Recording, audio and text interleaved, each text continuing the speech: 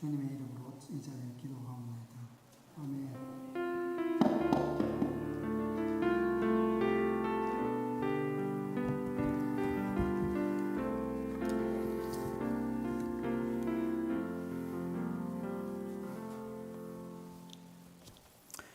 다 함께 오늘 말씀 봉독하도록 하겠습니다. 오늘 말씀은 창세기 22장 13절로부터 14절의 말씀입니다.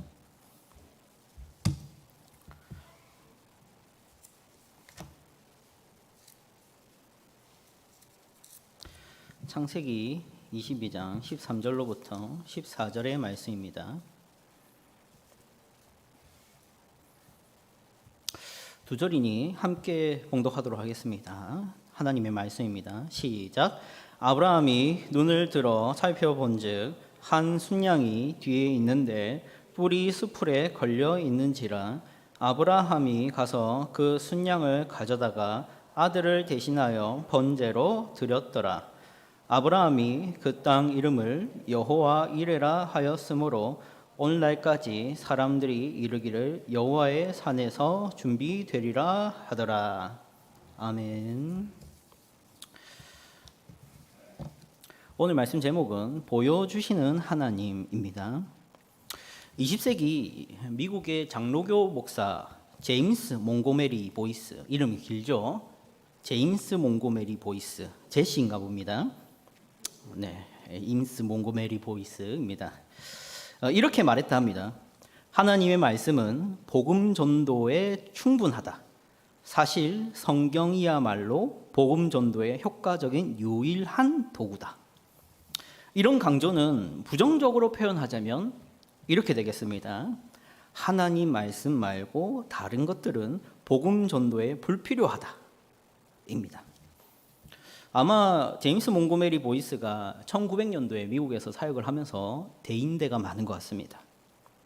아시다시피 미국과 유럽은 이미 오래전부터 성경은 신앙생활의 보조 도구 혹은 교육 도구일 뿐 그것이 신자의 삶을 규정하고 인도하고 유지하고 능력을 부여하는 것으로는 안 믿었습니다.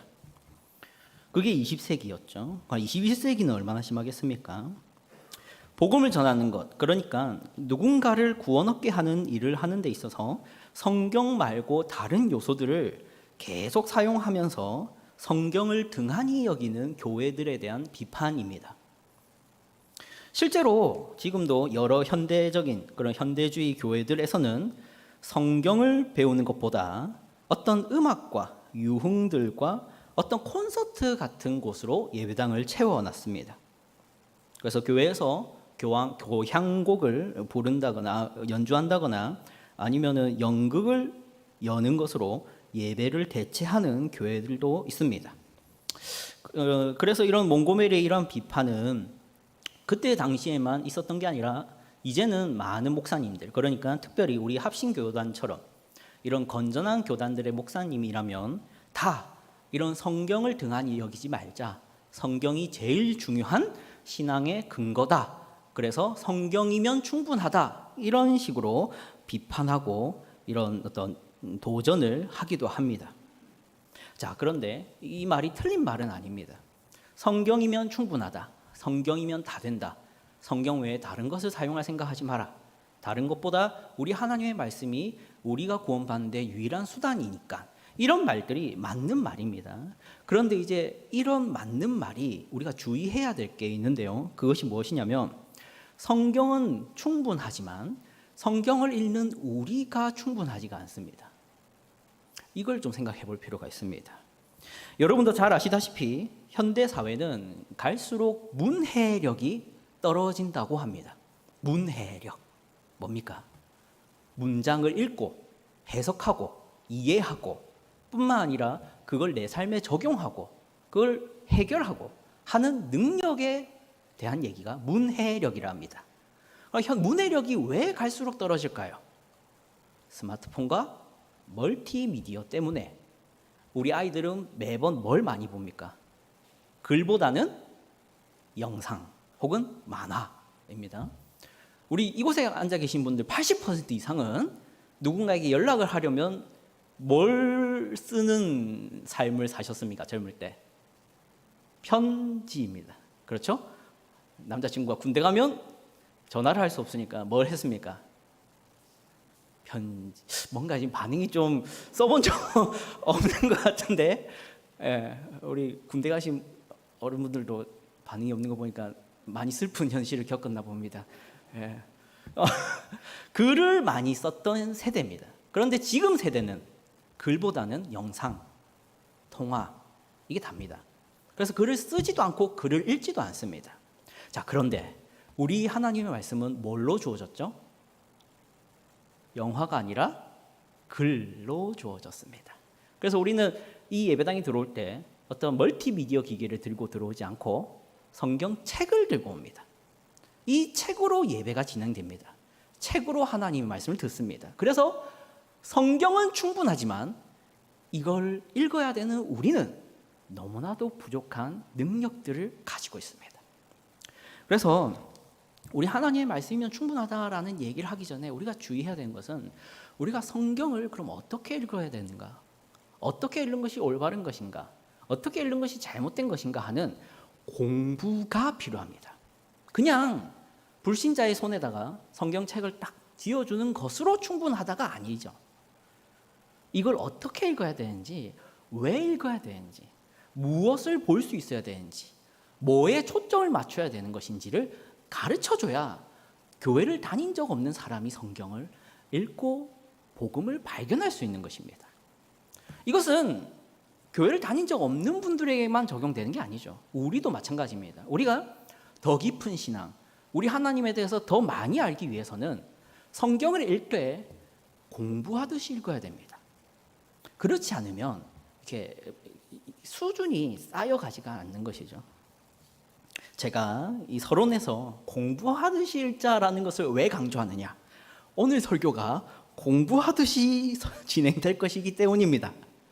아주 힘드실 건데 미리 양해를 구하며 이미 서론에서 얘기했다시피 공부하듯이 들어주십시오.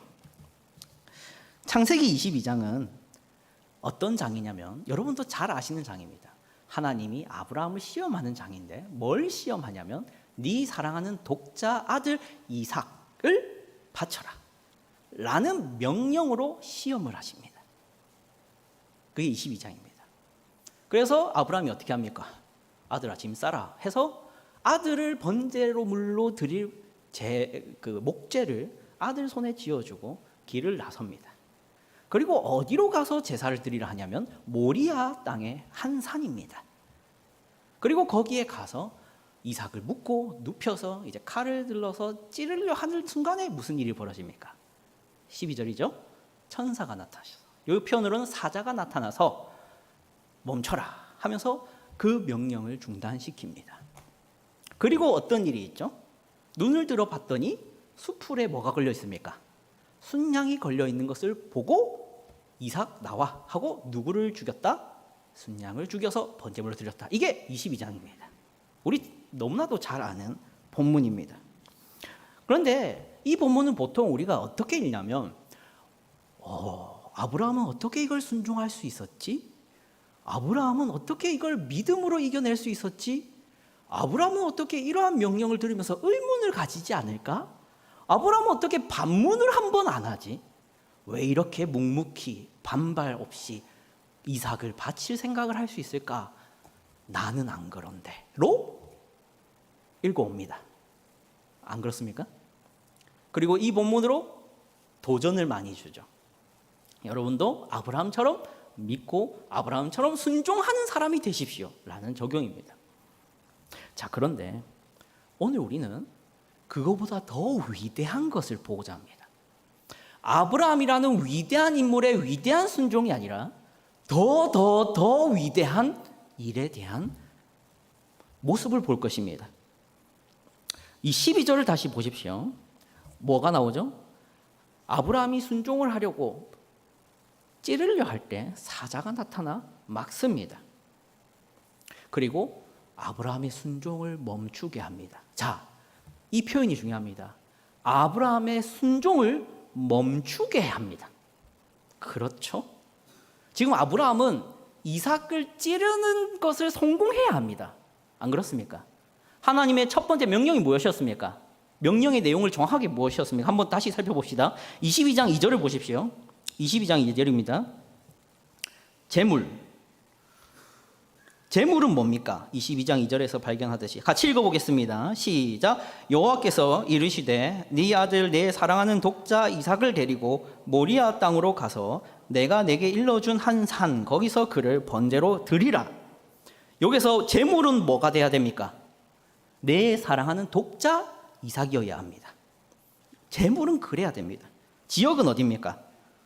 모리아 땅에 무슨 산인지 모르겠는데 무슨 산입니다. 근데 제사 방식은 뭡니까? 어떤 제사 방식을 사용하라 합니까? 번제라는 방식입니다. 번제가 뭔지 설명드리겠습니다. 번제는 일단은 배를 째서 피를 냅니다. 그럼 피를 다 빼고 난 다음에 내장을 꺼내고 그 내장을 씻어서 버립니다. 그리고 남은 몸뚱아리는 조각을 내서 불 위에 태우는 것이 뭐다? 번제의 방식입니다. 이삭을 그렇게 해라는 명령입니다. 자, 그러면 12절에서 아브라함이 이삭을 찌를 수 있었습니까? 없었습니까? 그럼 아브라함은 명령을 순종한 것입니까? 아닙니까? 아직 못하게 되는 겁니다. 하나님은 아브라함의 순종을 중단시킨 것입니다. 이삭을 죽여야 원래의 명령이 수행되는 것이기 때문입니다. 자, 여기서 우리는 한 가지 놀라운 얘기를 하기 이전에 한 가지 생각해 볼 것이 있는데, 하나님의 명령에 대한 것입니다. 오늘 하나님은 분명히 이삭을 바치라는 명령을 주셨습니다. 그런데 이 명령이 중단이 될 수 있는가? 이게 의문인 것이죠. 하나님의 명령이 중단이 될 수 있는가? 우리는 이 하나님의 이 명령에 가진 이 특성, 어떤 특성이냐면 제한성이라는 특성을 좀 살펴볼 것입니다. 에스더서 8장인데요. 에스더서 8장. 거기서 이 8장의 장면은 어떤 장면이냐? 거의 마지막 부분인데 하만이 결국엔 죽습니다. 왕이 하만을 죽입니다. 그리고 8장에 이르러서는 모르드게를 부르고 에스더가 왕후가 됩니다. 그런데 문제가 남았죠. 하만은 죽었고 유대인들을 원수로 여기고 죽이려 했던 권력자 하만은 죽었는데 뭐는 남았냐면 그 하만이 왕과 딜을 해서 거래를 해서 작성했던 조서가 남아 있습니다. 조서. 이 조서가 뭐냐면 정해진 해당 날에 이 페르시아에 사는 모든 사람들은 유대인들을 합법적으로 쳐 죽여도 된다라는 조서입니다. 이게 살아생전 하만이 냈던 조서입니다. 왕의 도장을 찍어서 냈습니다. 자, 그러면 하만은 죽었는데 이 조서가 남아있으니 유대 민족이었던 에스더나 모르드게는 이게 고민이 되겠죠. 그래서 에스더가 아하수에로 왕에게 요구를 하는 장면이 이 8장에 나와 있습니다. 8장 5절 보겠습니다. 앞에 띄어진 걸 보면 되겠습니다. 같이 읽어보겠습니다. 시작. 이르되 왕이 만일 즐거워하시며 내가 왕위의 목전에 은혜를 입었고 또 왕이 이 일을 좋게 여기시며 나를 좋게 보실진대 조서를 내리사 아각 사람 함므다다의 아들 하만이 왕의 각 지방에 있는 유다인을 진멸하려고 꾀하고 쓴 조서를 철회하소서입니다. 자, 그런데 아하수에로 왕은 이렇게 대답하죠. 8절입니다. 8절. 같이 읽겠습니다. 시작. 너희는 왕의 명의로 유다인에게 조서를 뜻대로 쓰고 왕의 반지로 인을 칠지어다. 왕의 이름을 쓰고 왕의 반지로 인친 조서는 누구든지 철회할 수 없음이니라 하니라. 아멘. 이 장면은 단순히 에스더라는 여인과 모르드게라는 한 남자와 아하수에로라는 하나님을 알지도 못하는 국가의 그 왕의 이야기인 것처럼 보이지만 실제로는 우리 성부 하나님과 성자 그리스도와 한 여인에 대한 이야기입니다. 여기서 이 아하수에로는 우리 하나님의 예표로 사용되는데 특별히 여기서 나타나는 이 명령과 관련된 이 문제가 우리가 생각해 볼 지점입니다. 아하수에로 왕이 뭐라고 얘기합니까? 내가 도장 찍어서 낸 조서는 철회할 수 있다 없다? 없다. 그래서 네가 새로운 걸 내라. 이런 식으로 해결을 봐라. 이렇게 얘기를 합니다. 우리 하나님의 명령도 마찬가지라는 것이죠. 우리 하나님의 명령, 네가 선악을 알게 하는 나무의 실과를 먹으면 진정 죽으리라 하는 그 명령은 취소가 됐습니까? 안 됐으니까 우리가 죄인인 겁니다. 하나님의 명령은 취소될 수 없습니다. 그것은 중단될 수 없습니다. 그것은 반드시 실행되어야만 합니다. 왜요? 하나님의 말씀은 항상 아멘이어야 하기 때문입니다. 자, 그러면 오늘 창세기 22장에 하나님의 명령은 분명히 이것이었습니다. 이삭을 바쳐라. 그런데 중단이 됐습니다. 이거 어떻게 이해해야 될까요? 우리는 그 이유를 어떻게 찾아볼 수 있느냐? 12절입니다. 창세기 22장 12절입니다. 창세기 22장 12절입니다. 함께 읽겠습니다. 사자가 이르시되 그 아이에게 내 손을 대지 말라. 그에게 아무 일도 하지 말라. 네가 내 아들 내 독자까지도 내게 아끼지 아니하였으니 내가 이제야 네가 하나님을 경외한 줄 아노라. 이 말씀만 보면요, 어떤 신학자들은 이렇게 말합니다. 하나님이 그 명령을 철회하고 중단하실 수 있었던 이유는 애초에 시험의 목적이었기 때문이야. 아브라함이 순종을 하는지 아닌지, 아브라함이 믿음이 있는지 없는지만 확인한다면 별 문제 아니었던 것이기 때문에 명령은 취소될 수 있는 거야 라고 어떤 신학자들 혹은 대다수의 신학자들은 해석을 합니다만, 저는 그렇게 생각되지 않습니다. 왜냐하면 만약에 하나님이 아브라함의 믿음을 몰랐을까라고 한다면 저는 뭐가 의문이냐면, 하나님이 그걸 어떻게 모르지? 입니다. 아브라함이 순종할 것을 몰랐다는 건가? 그럼 하나님은 전지하지 않다는 건가? 이게 해소가 안 됩니다. 정말로 하나님이 이삭 바치라는 명령을 그냥 시험하려고 장난스럽게 그렇게 했다고는 저는 생각할 수가 없습니다. 하나님의 목적은 또 다른 게 있었다. 이거밖에 저는 답을 못 찾겠습니다. 그럼 그게 뭐냐 하는 것이죠. 그것은 13절입니다. 13절을 보겠습니다. 함께 읽겠습니다. 시작. 아브라함이 눈을 들어 살펴본즉 한 순양이 뒤에 있는데 뿔이 수풀에 걸려 있는지라. 아브라함이 가서 그 순양을 가져다가 아들을 대신하여 번제로 드렸더라. 아멘. 이게 목적인 거죠. 그런데 이게 목적이다라고 말하면 선뜻 받아들이기가 어려운 게, 그게 도대체 뭐가 목적이 될 수 있느냐 하는 겁니다. 하나님이 이삭을 바쳐서 하나님이 이삭을 바치라는 그 명령을 통해서 아브라함의 믿음을 시험하는 것이 목적이 아니라 이 순양을 결국 바치게 하는 것이 목적이란 말이 도대체 무슨 말입니까? 전도사님, 이런 생각을 하실 수도 있겠습니다. 자, 그런데 이것이죠. 하나님께서 정말로 시험이 목적이었으면 이삭을 바치는 것을 이제 중단하셨으면 하산시켜야 됩니다. 그렇죠? 지금 사자가 그랬잖아요. 네가 나 경외한 줄 알겠다. 그럼 이제 이야기는 여기서 끝나야 정상 아닙니까? 확인했다. 너 믿음 있는 거 내가 확인했다. 이삭 진짜 바치려 했는 거 내가 확인했다. 그러면 이제 내려가라. 이렇게 이야기가 끝나야 되는데 안 끝나죠. 13절이 나오죠. 13절에 뭐가 나옵니까? 순양을 발견하고 그 순양을 이삭을 대신해서 바쳤다로 이야기가 이어집니다.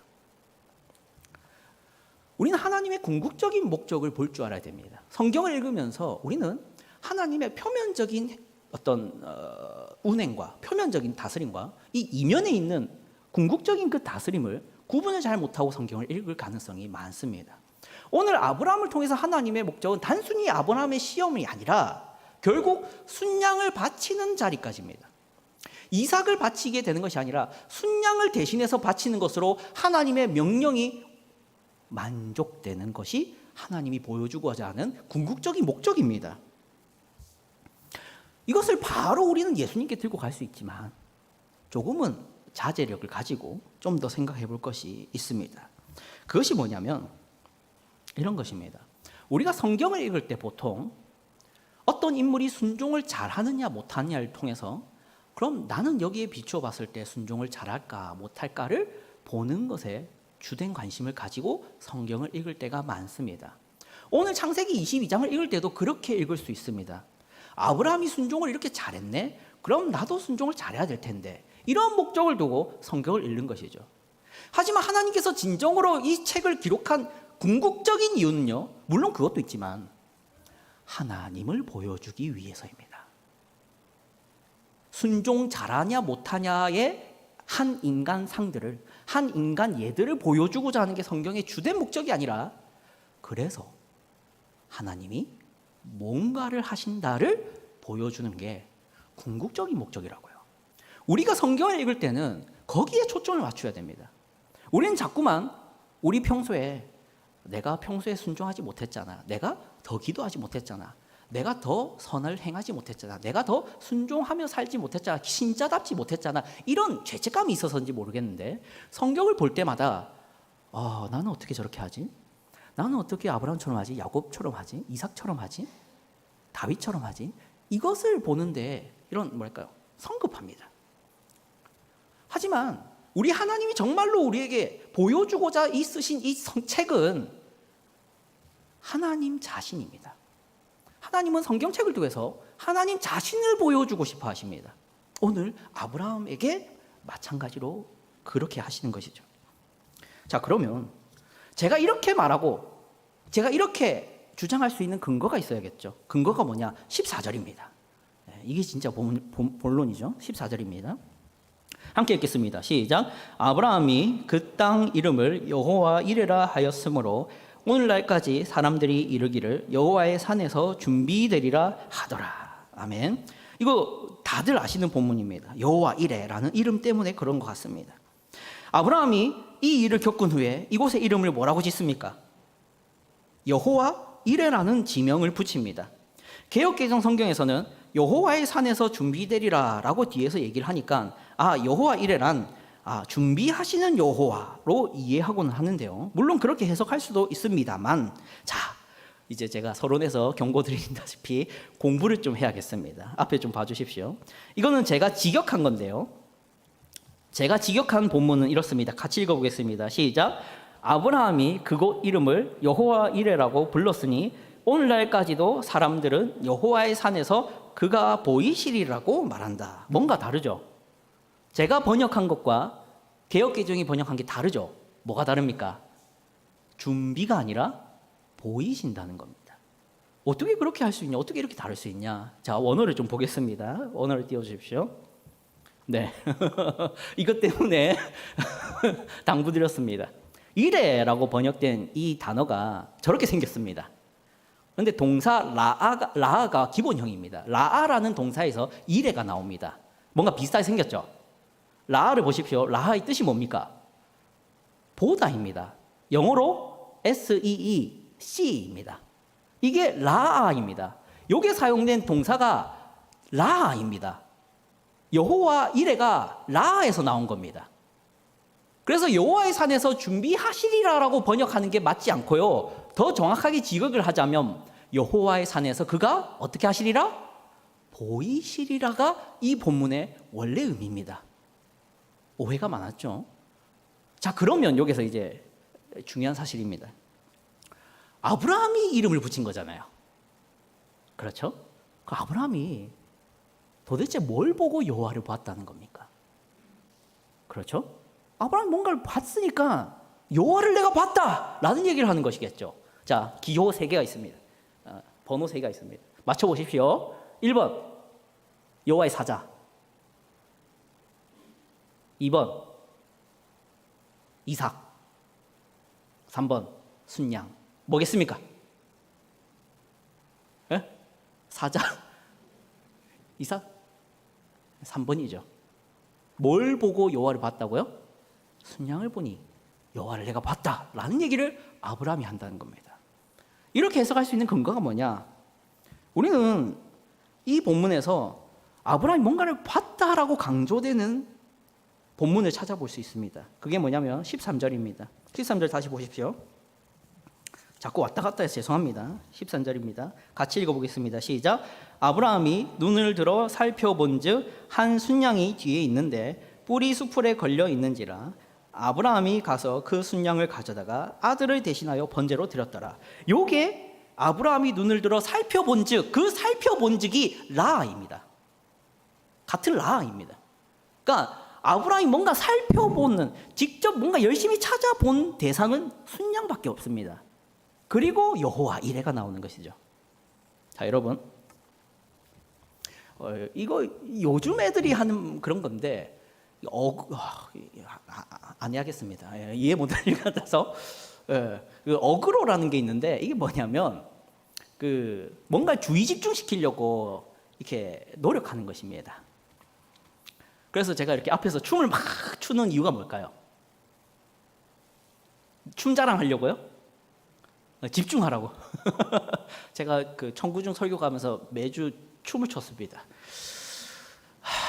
어떻게든 집중시켜 보려고 안 믿는 애들 매주 춤을 췄습니다. 그러니까 춤을 추려는 것은 제 자랑을 하는 게 아니라 집중의 목적이죠.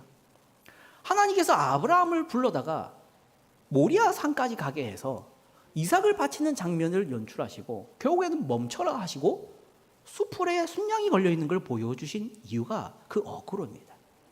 주의 집중입니다. 왜요? 뭘 주의 깊게 보게 하려고요? 순양을 보게 하려고.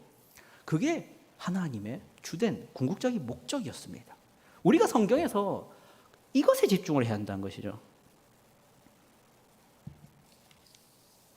자, 이제 우리는 여기서 이제 발견되는 한 가지 진리를 두고 구체적인 적용을 좀 해볼 필요가 있을 것 같습니다.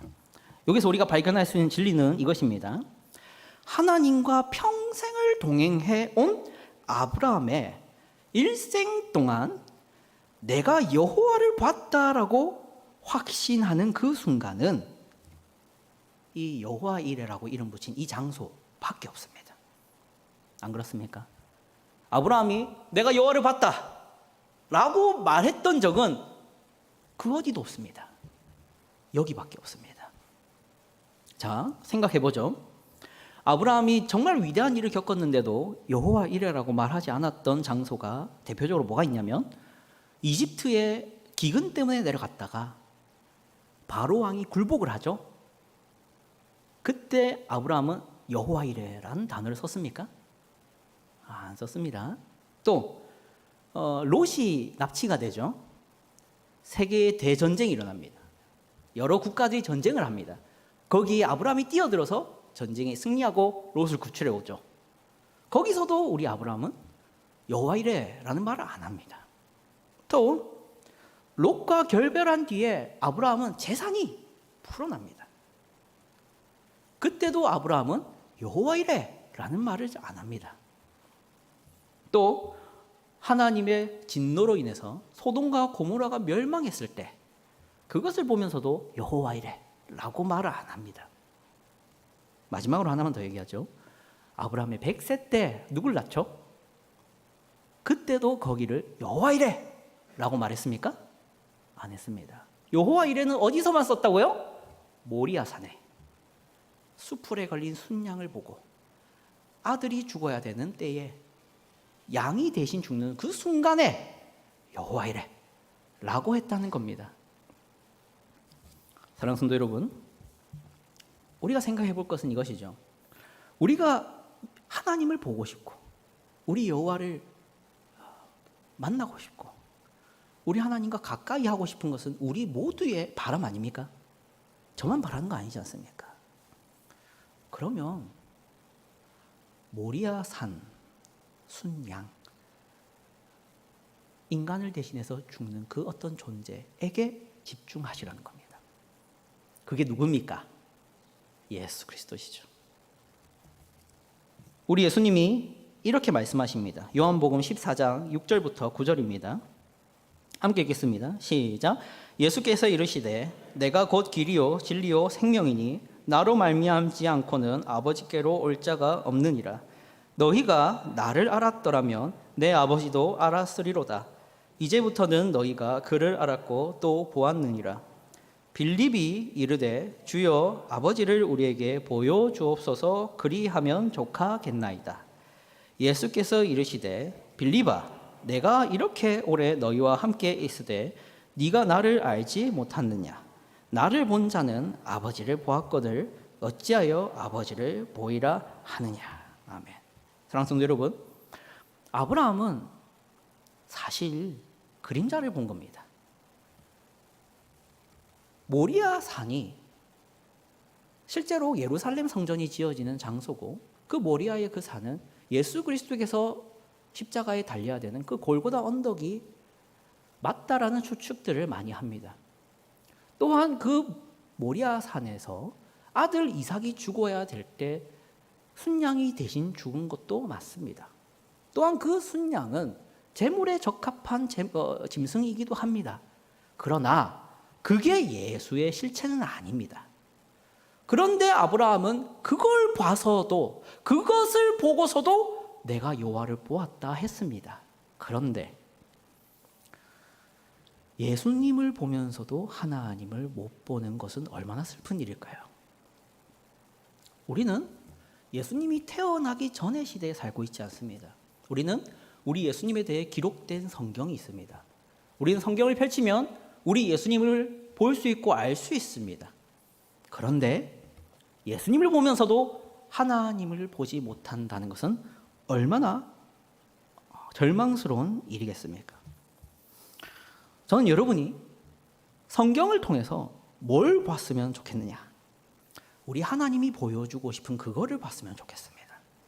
우리 하나님이 성경책을 통해서 여러분에게 보여주고 싶은 것이 무엇입니까?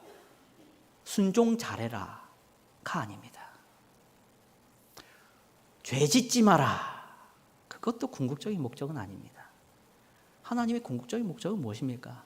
내가 이렇게 너를 대신해서 죽을 것이다. 실패하는 너, 죄 짓는 너, 또 넘어지는 너, 내 말은 그렇게 억척스럽게 듣지 않는 너, 하나님을 믿는다 하면서 우상을 섬기는 너, 나를 사랑한다 말하면서 창녀처럼 다시 세상을 사랑하는 너, 그런 너를 사랑해서 내가 죽을게, 이거를 보여주고 싶어 하십니다. 여러분이 성경을 보면 무엇을 보십니까? 이스라엘의 죄, 순종 잘하는 어떤 위대한 성인의 믿음의 선배의 어떤 위대한 순종들, 그거를 보십니까? 아니면 여러분은 정말 우리를 대신해서 일하시고 멸시당하시고 업신여기시고 업신여김 받으시고 그 이름이 수치를 당하시고 짓밟히고 팔려가고 돌아오고 다시 팔려가고 다시 배반당하고 다시 채찍맞고 십자가에 달려 죽기까지 사랑하신 분을 보십니까? 저는 여러분이 예수님을 보셨으면 좋겠습니다. 하나님을 보고자 하는 여러분, 예수님을 보셨으면 좋겠습니다. 하나님께서 그걸 원하십니다. 우리 한 가지 구절을 보고 말씀을 마치겠습니다. 왕상 19장 11절로부터 12절 말씀입니다. 열왕기상 19절로부터 11절 말씀입니다. 같이 읽겠습니다. 시작. 여호와께서 이르시되 너는 나가서 여호와 앞에서 산에 서라 하시더니 여호와께서 지나가시는데 여호와 앞에 크고 강한 바람이 산을 가르고 바위를 부수나 바람 가운데에서 계시지 아니하며 바람 후에 지진이 있으나 지진 가운데에도 여호와께서 계시지 아니하며 또 지진 후에 불이 있으나 불 가운데에도 여호와께서 계시지 아니하더니 불 후에 세미한 소리가 있는지라. 우리는 이 말씀 그대로를 아브라함의 일생에 적용해 볼 수 있습니다. 우리 아브라함 얼마나 위대한 일들을 많이 겪었습니까? 재산이 불어납니다. 바로가 굴복합니다. 낳을 수 없는데 아이를 낳습니다. 자기가 기도를 멈추었더니 한 도시가 멸망합니다. 하나님께서 와서 대면하여 말씀도 하십니다. 그런데 거기 하나님이 없습니다. 어디에 있습니까? 어디에 하나님이 있다고 고백합니까? 모리아 산 수풀에 걸린 순양, 거기서 내가 여호와를 보았다, 이렇게 말하고 있다는 겁니다. 우리가 이 실수를 범하면 안 됩니다. 성경을 보면서 무엇을 보고 싶어 하십니까? 잘 믿었더니 복 받는 사람? 잘 믿었더니 건강이 회복되는 사람, 잘 믿었더니 권력을 가지는 사람, 잘 믿었더니 일이 술술 풀리는 사람, 그거 보려고 성경을 보시면 안 됩니다. 하나님께서는 자기를 보여주고 싶어 하십니다. 어떤 자기? 인간을 짓밟고 멸망시키고 하셔야 하는 하나님? 아닙니다.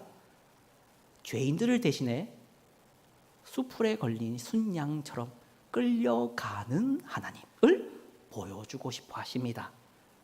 빼앗긴 언약궤가 그러했고,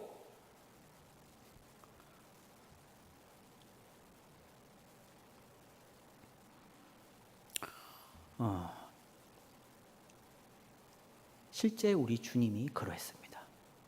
우리 주님이 끌려가셨습니다. 끌려가셔서 강을 건너다 옷이 젖으시고 밤새 희롱당하셨습니다. 그거를 보여주고 싶어 하십니다. 왜요? 하나님은 폭력과 강압으로 여러분에게 나타나시고 싶어 하시지 않고 사랑으로 나타나고 싶어 하시기 때문에 하나님은 군림하는 자로 여러분에게 오시지 않고 우선 어린 양과 같이 나약한 모습으로 인간이 되시고 자라나시고 사람의 손에 이리저리 끌려다닌 것과 같은 그런 삶을 사시고 배반당하시고 수치당하시고 매맞으시고 모욕당하시고 십자가에 달려 죽는 그런 비참한 모습으로 보여주고 싶어 하시는 분이십니다.